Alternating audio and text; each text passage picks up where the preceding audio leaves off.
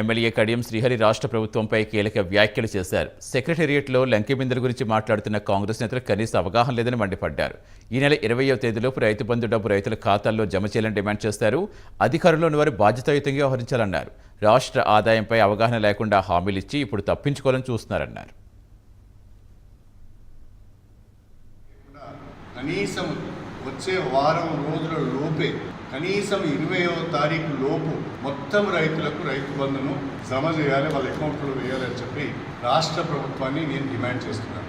మీరు ఇచ్చిన హామీ రుణమాఫీ లేదు, రైతు బంధు 5,000 చొప్పున ఎకరానికి ఇస్తా అన్నారు, 2 పంటలకు కలిపి 10,000 ఇస్తా అన్నారు, దాన్ని కూడా పూర్తి స్థాయిలో ఇవ్వలేకపోతున్నారు. త్వరితగతిన వ్యవసాయ పనులు ముమ్మరంగా జరుగుతున్నాయి కాబట్టి రైతుకు అండగా ఉండే విధంగా ఈ 2 వెంటనే చేపట్టాలని చెప్పి పార్టీ పరంగా మేము డిమాండ్ చేస్తున్నాం.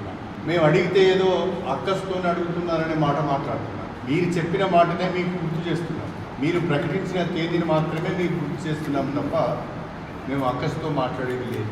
ప్రజల తరఫున మాట్లాడుతున్నాం, రైతుల తరఫున మాట్లాడుతున్నాం. దీన్ని అర్థం చేసుకోవాలని చెప్పి నేను కోరుతున్నాను. అంతేకాకుండా మీరు ఇచ్చిన 420 హామీల పైన ఏ రకంగా చేయబోతున్నారు, ఎప్పటిలోగా చేయబోతున్నారో కూడా రాష్ట్ర ప్రజలకు స్పష్టత ఇవ్వాలని చెప్పి నేను కోరుతున్నాను, డిమాండ్ చేస్తున్నాను.